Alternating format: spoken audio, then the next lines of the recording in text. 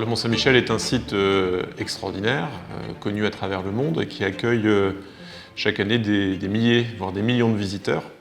Et la situation des réseaux au Mont-Saint-Michel était telle qu'il était urgent d'engager des travaux importants pour mettre aux normes finalement ces réseaux souterrains.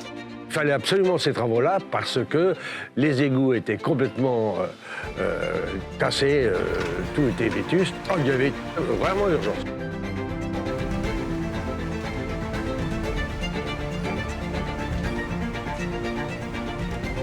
La vocation et la mission du SDO a été de réhabiliter des réseaux qui étaient très anciens, de façon à réduire les volumes perdus, puisque quand vous avez un réseau qui est très âgé, il y a bien évidemment des fuites.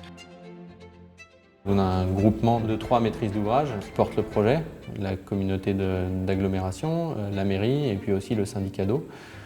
Et puis après, on a tous les services de l'État qui sont liés aux services de recherche archéologique, aux monuments historiques, aux bâtiments de France.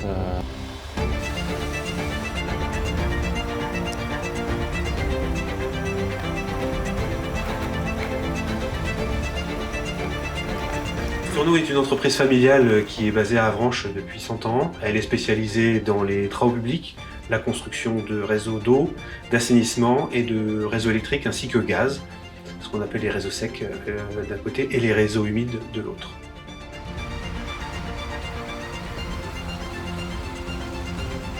L'entreprise de Gaine, c'est une filiale du groupe Vinci et on a la qualification et l'habilitation pour travailler sur les monuments historiques qui sont classés. Elle est spécialisée dans tout ce qui est travaux maçonnerie, monuments historiques et c'est, je dirais, le lot gros œuvres.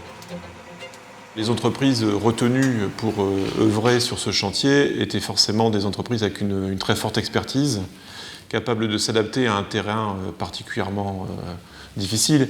On ne peut pas envoyer dans les rues du Mont-Saint-Michel de gros véhicules, donc il a fallu s'adapter à des conditions bien spécifiques, cohabiter aussi avec un flux touristique qu'il a fallu réorganiser, réorienter, et aussi avec les exigences des commerçants qui devaient pouvoir continuer à ouvrir leurs boutiques. Donc il fallait une entreprise capable de s'adapter à ce chantier et à ces conditions tout à fait hors du commun.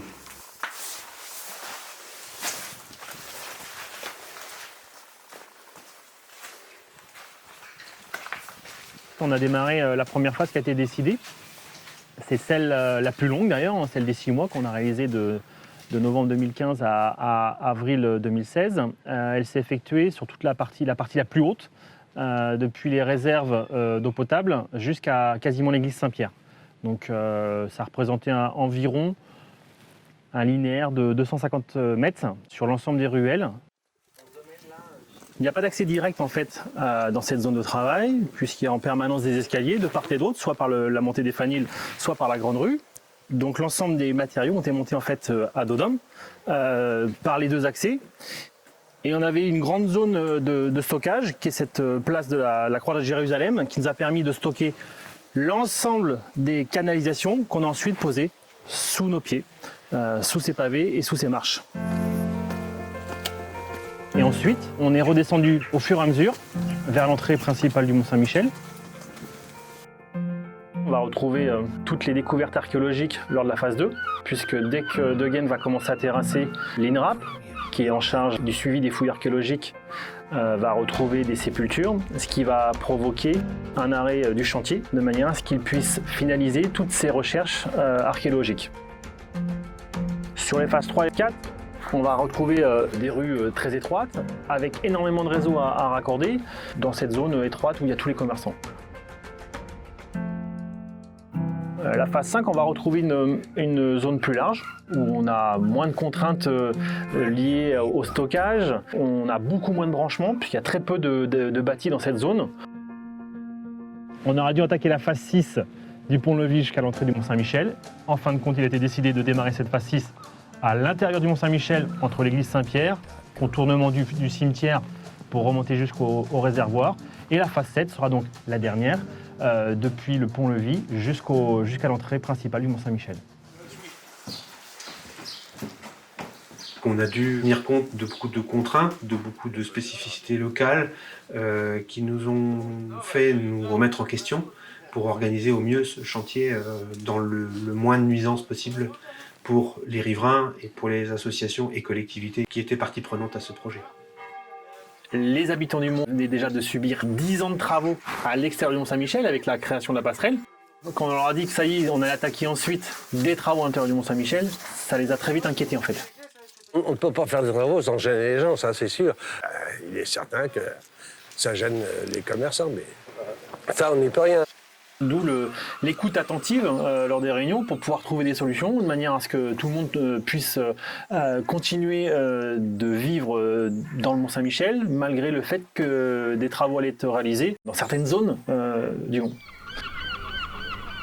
Avant de déposer les pavés, il faut qu'on mette tous les réseaux existants en dévoiement aérien. Donc on va retrouver les conduites d'eau potable, les conduites électriques et également les conduites téléphoniques accrochées au mur de manière à ce qu'on puisse déposer les pavés, créer la tranchée et ensuite poser les réseaux.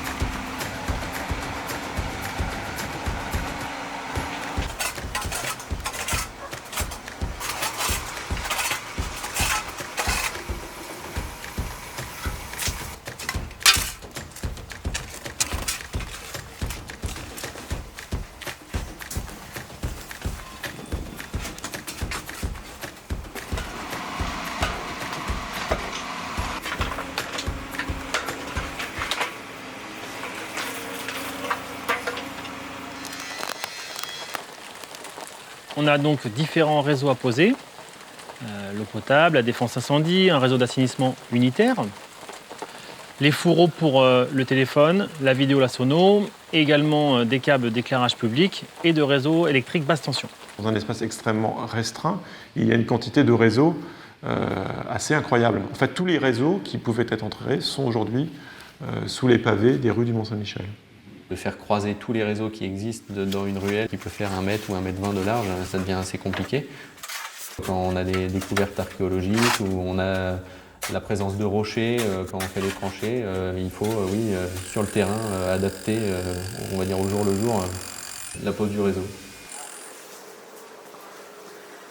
Ce qui est le plus délicat au final au niveau de la pose, c'est le fait qu'on soit dans un milieu où on est dans des ruelles étroites, donc on a très peu de zones de stockage.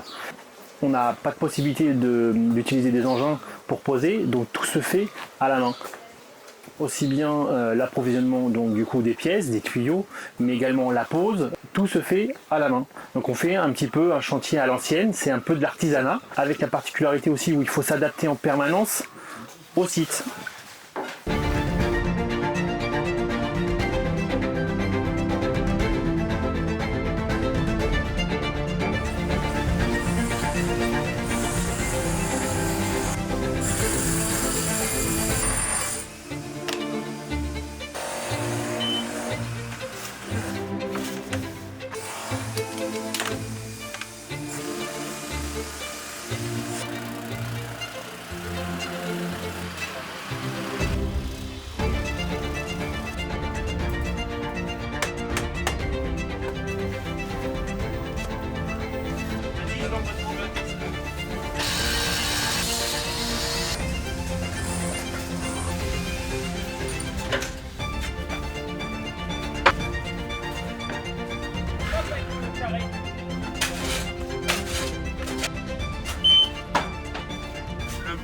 L'eau potable, le télécom, les tuyaux gris, et l'assainissement, l'unitaire, le tuyau blanc. Et le petit tuyau orange, là-bas, c'est le tuyau de la sono. On savait dès le départ qu'on allait trouver du rocher et qu'on ne pourrait pas créer les réseaux avec ces règles de l'art. Donc il fallait que tout le monde accepte qu'on puisse poser dans des conditions spécifiques. Donc le choix a été fait de conserver un réseau unitaire parce qu'il n'y aurait pas la possibilité de créer un réseau séparatif sur l'ensemble du parcours du chantier. Alors la particularité du réseau unitaire, on raccorde toutes les gouttières, on pose de nouvelles grilles pour pouvoir avaler l'eau qui s'écoule sur l'ensemble des ruelles. Il faut être vigilant aussi aux remontées d'odeur, puisqu'un réseau d'unitaires, ça crée un gaz. Donc il était important de poser des pièces qui vont filtrer toutes les remontées d'odeur sur l'ensemble des entrées de ce réseau, notamment les gouttières et les grilles à valoir.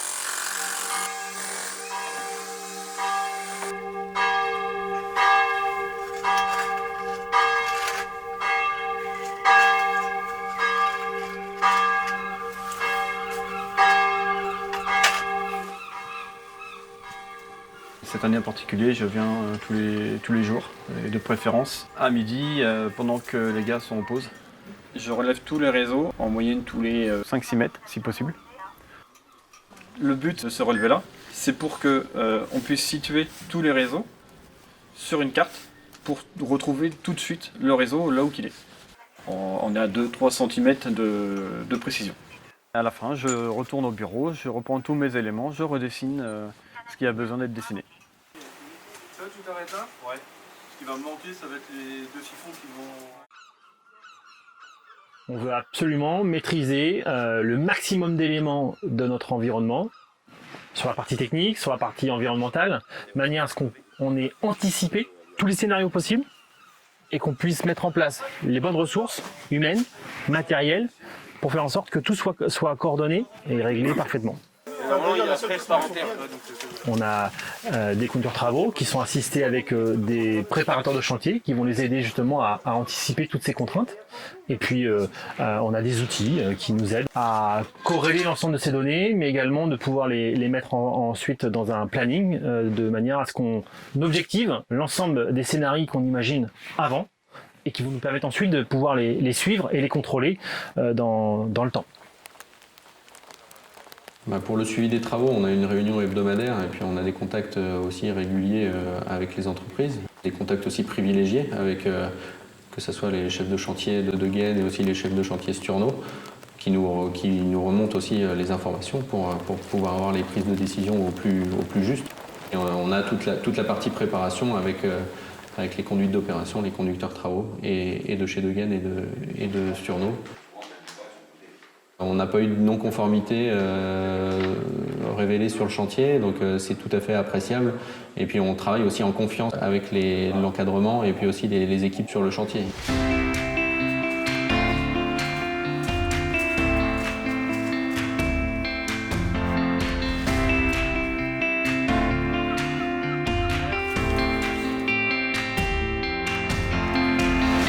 Décaler un peu. Tu le maintiens en buté là-bas, je te suis. Ok.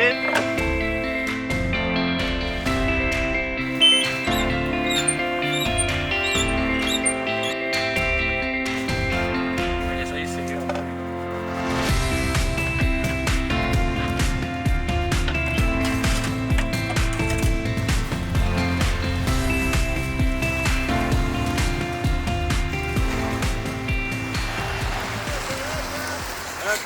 C'est bon?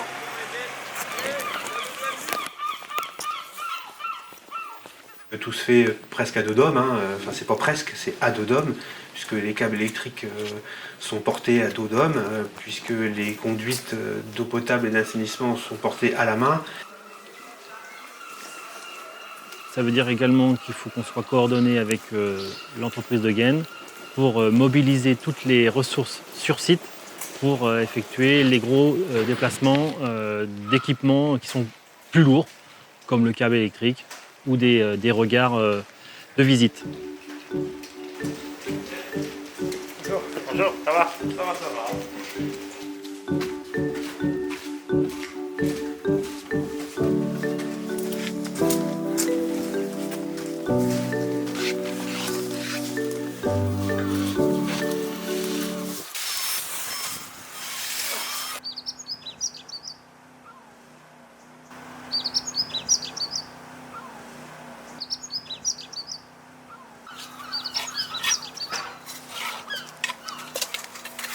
Moi, j'insiste pour que les joints restent pareils que tout le début de la durée des tranches.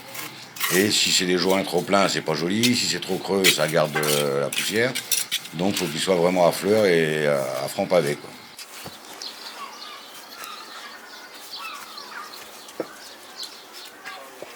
Ici, on a un compagnon qui est très qualifié. Depuis le début, il a touché chaque pavé. Il travaille, pour dire qu'à la main, parce qu'il chasse ses pavés lui-même. Et on peut dire que oui, il est hautement qualifié maintenant dans la pose des pavés.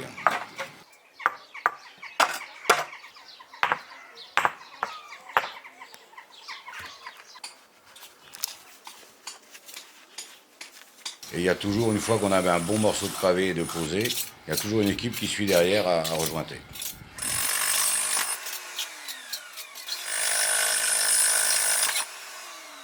Tout ce qui est changement au pavé ou coffret électrique ou ainsi de suite, il y a une validation à faire par l'ABF, l'architecte des bâtiments de France.